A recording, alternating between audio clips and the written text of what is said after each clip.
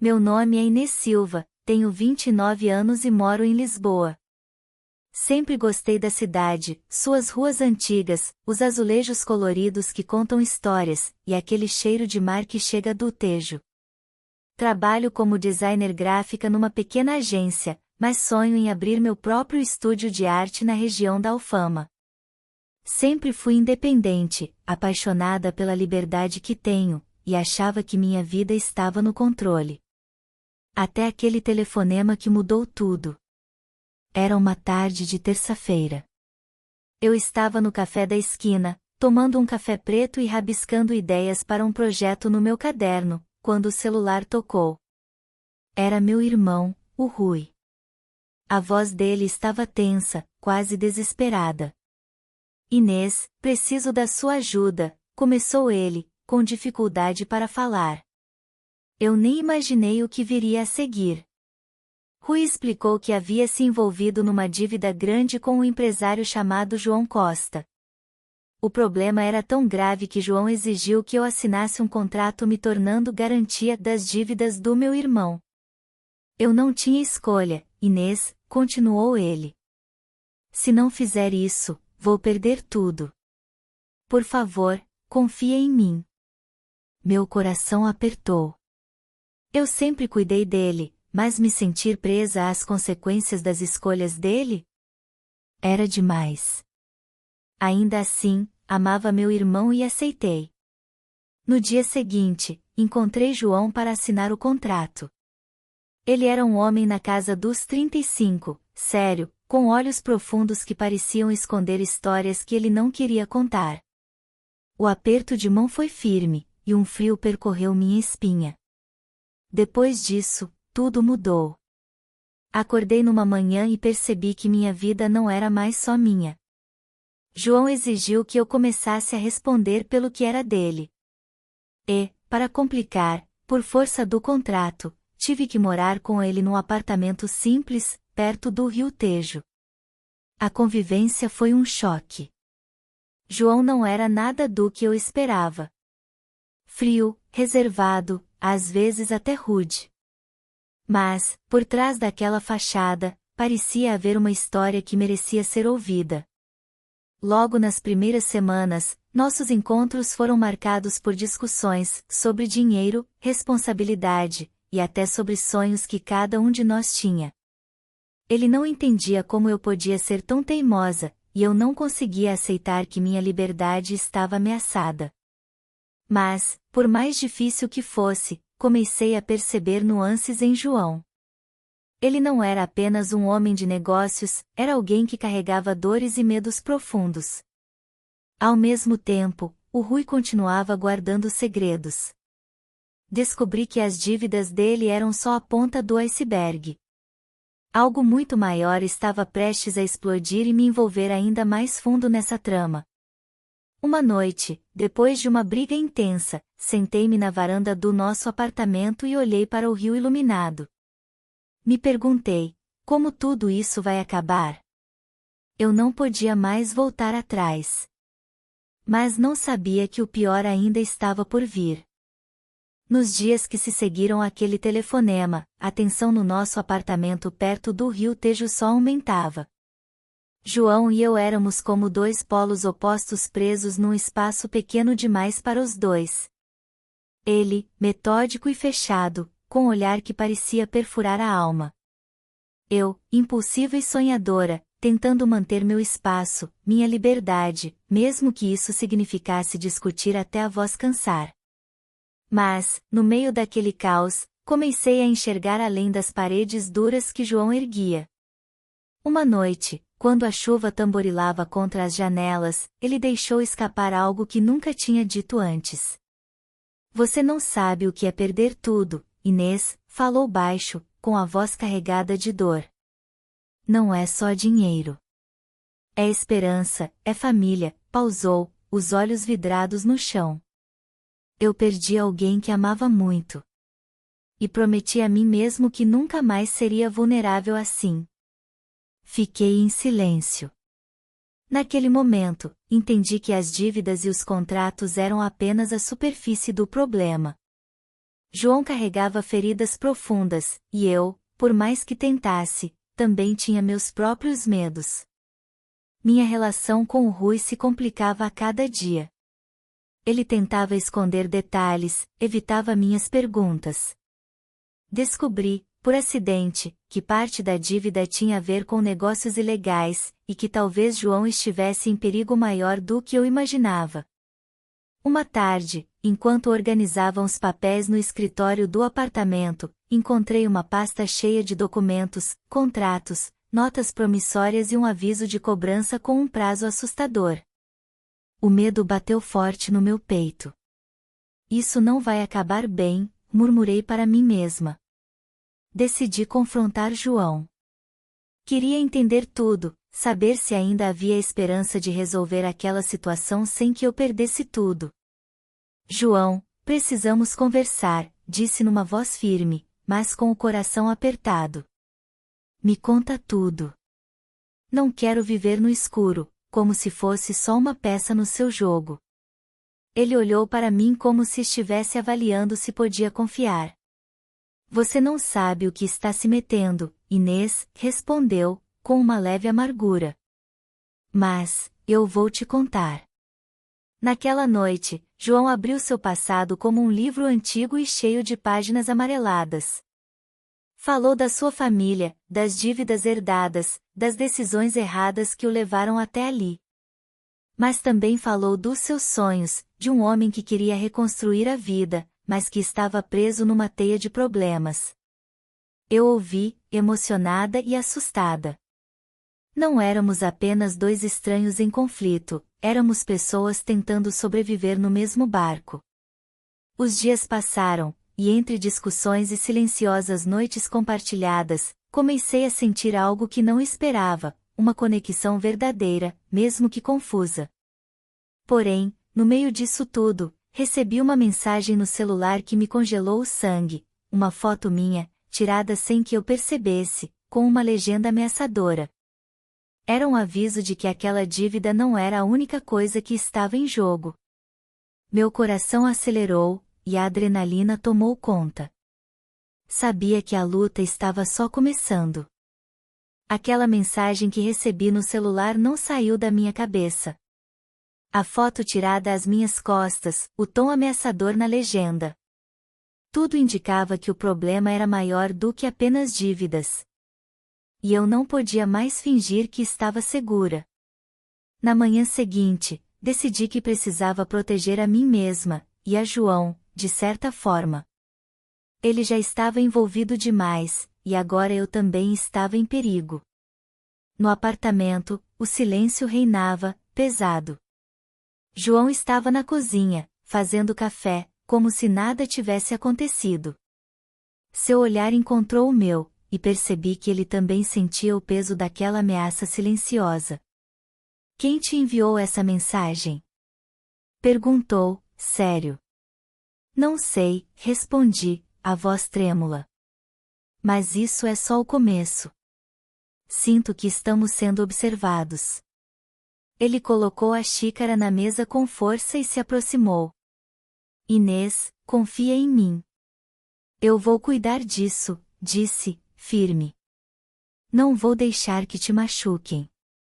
Aqueles momentos de vulnerabilidade eram raros nele, e me fizeram sentir um pouco mais segura. Mas também sabiam que estávamos entrando numa luta maior. Durante os dias seguintes, João começou a agir diferente. Saía para reuniões misteriosas, falava ao telefone com voz baixa, e seu olhar estava sempre alerta. Eu tentava ajudar, mas sabia que havia um muro entre nós, ele não queria me envolver completamente, e eu respeitava isso, mesmo com a sensação de estar à deriva. Numa tarde chuvosa, recebi uma visita inesperada. Era a Clara, amiga de infância de João, uma mulher forte e direta, que parecia saber demais. Ela me contou que as dívidas do João estavam ligadas a um antigo sócio que havia desaparecido com uma grande quantia em dinheiro, deixando-o numa situação delicada. João não é o vilão, Inês, disse Clara, olhando nos meus olhos. Ele está tentando sobreviver, como você e eu. A conversa mexeu comigo. Eu via João como uma figura fria, mas agora entendia que ele também era vítima de circunstâncias. Mas a paz durou pouco. Naquela mesma noite, ouvi passos na porta do nosso apartamento. Alguém tentou forçar a entrada. Meu coração disparou. João apareceu na porta do quarto com um olhar firme e decidido. Fica aqui, falou, puxando-me para dentro. Eu cuido disso. O barulho das chaves, o ranger da porta, o som dos passos que pareciam cada vez mais próximos. Tudo parecia um filme, mas era real. João enfrentou aquele momento com coragem, protegendo-me com seu corpo, seu braço, sua voz calma. E eu percebi que, mesmo em meio ao medo, havia uma força ali, entre nós, que eu não queria perder. Quando finalmente a ameaça passou, ficamos ali, respirando juntos, sentindo que, apesar de tudo, ainda tínhamos um ao outro. Mas eu sabia que aquilo era só o começo de uma batalha que nos levaria a lugares onde a confiança, o medo e o amor se misturariam de maneiras que eu jamais imaginaria. Depois daquela noite, nada mais foi igual entre mim e o João. Ele ficou mais protetor, mas também mais distante. Era como se tivesse percebido que me colocar no meio de tudo isso foi um erro, e agora tentava me afastar, como forma de me salvar. Só que já era tarde. Eu estava envolvida até o pescoço, não só emocionalmente, mas também legalmente. Eu era sua garantia, lembram? Mesmo sem dizer, ele sabia que eu tinha medo. Mas meu orgulho me impedia de mostrar fraqueza. Comecei a investigar por conta própria, usando pistas que Clara havia deixado escapar na nossa conversa. Descobri o nome do antigo sócio de João, Antônio Matos, e que ele estava escondido no interior do Algarve, vivendo sob um nome falso. Decidi ir até lá. Peguei um trem sozinha, deixando apenas um bilhete para João. Preciso entender o que está realmente acontecendo. Se me amas de verdade, não me impedes. Inês. Cheguei numa vila pequena e abafada, onde todos pareciam conhecer todos. Fiquei numa pensão modesta e, com a ajuda de uma senhora local, consegui encontrar o tal Sr. Mário, nome falso de Antônio. Ele era exatamente como Clara descrevera, educado, mas com olhos frios. Por que veio até aqui? Perguntou ele, encarando-me sem pestanejar. Porque sua covardia quase destruiu a vida do João. E agora está destruindo a minha, respondi, sentindo minhas mãos suarem. Antônio soltou uma risada curta. João fez suas escolhas. Eu só joguei o jogo melhor. Antes que eu pudesse responder, ele se aproximou e disse algo que me arrepiou. Ele nunca te contou sobre a promessa, não é? Que promessa? A que fez com seu pai. João prometeu proteger sua família em troca de favores. Você é parte dessa dívida, Inês. Muito antes de conhecê-lo, já estava envolvida. Fiquei paralisada. Como assim meu pai? Como eu fazia parte disso? Voltei para Lisboa atordoada. Não conseguia olhar para João sem sentir que tudo o que eu sabia, ou pensava saber, era mentira. Confrontei-o assim que entrei no apartamento. Você prometeu me proteger por causa de um acordo com meu pai? Perguntei, a voz trêmula, mas decidida. João ficou branco. Abaixou os olhos, e aquilo já foi resposta suficiente. Por que nunca me contou? Porque te amo, Inês, disse, quase num sussurro. E achei que se soubesse, nunca mais confiaria em mim. Aquilo me quebrou. Ele me amava, mas tudo começou como obrigação. Fui uma dívida. Um contrato. Um fardo. Chorei. Chorei como não chorava desde a morte da minha mãe. E, naquele choro, lavei não só a dor, mas também o resto de ingenuidade que me restava. Naquela noite, dormimos em quartos separados. E, pela primeira vez, considerei a ideia de ir embora. De deixar tudo. Mas algo dentro de mim não deixava. Talvez fosse amor. Talvez orgulho.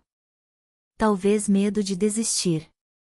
Só sabia que o fim estava próximo, de um jeito ou de outro. O silêncio entre mim e o João durou dias. Mesmo vivendo no mesmo apartamento, pareciam mundos diferentes. Eu passava horas olhando pela janela, tentando entender se tudo aquilo havia sido um acaso ou uma armadilha bem montada desde o início. João me observava de longe, como quem carrega a culpa e não sabe como apagá-la. Até que, numa noite, ele se aproximou com um envelope nas mãos. São todos os documentos, disse, colocando-o na mesa.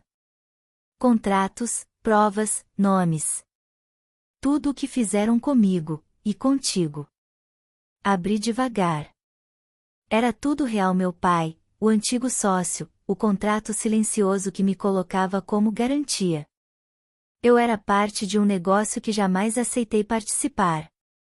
Eu vou assumir tudo, disse João, com a voz embargada. Vou à polícia.